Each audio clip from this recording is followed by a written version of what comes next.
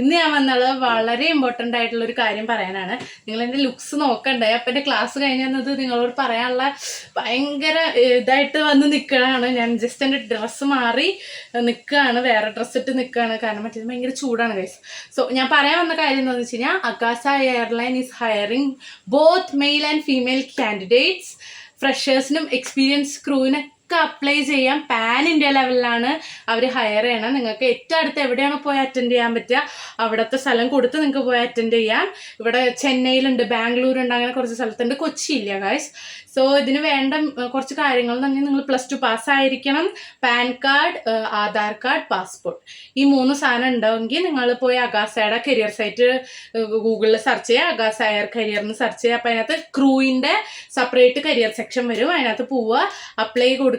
അപ്പം നമ്മൾ അതിനകത്ത് രജിസ്റ്റർ ചെയ്തില്ലെങ്കിൽ അതിനകത്ത് ആദ്യം തന്നെ രജിസ്റ്റർ ചെയ്യുക. ഒരു പാസ്വേഡും ഇമെയിൽ ഐ ഡിയും കൊടുത്ത് രജിസ്റ്റർ ചെയ്യുക. എന്നിട്ട് നല്ലൊരു CV ഉണ്ടാക്കുക, ഒരു ATS ഫ്രണ്ട്ലി CV, എന്നിട്ട് അപ്ലൈ ചെയ്യുക ഗായ്സ്. ഇത് നല്ലൊരു ഓപ്പർച്യൂണിറ്റിയാണ്, മിസ് ചെയ്യരുത്. നിങ്ങൾക്ക് ഏവിയേഷനിൽ ഒരു കരിയർ സ്റ്റാർട്ട് ചെയ്യണമെന്നുണ്ടെങ്കിൽ ഇപ്പോൾ തുടങ്ങണം, എന്നാലും നമുക്കത് കിട്ടുള്ളൂ. അപ്പോൾ ഈ ഒരു അവസരം ആരും മിസ് ചെയ്യാതെ വേഗം തന്നെ ചെന്ന് അപ്ലൈ ചെയ്തോളൂ. അപ്പോൾ ഇത്രയേ ഉള്ളൂ ഇന്നത്തെ വീഡിയോ. നല്ലൊരു വീഡിയോ ആയിട്ട് കാണും വരെ ടാറ്റാ.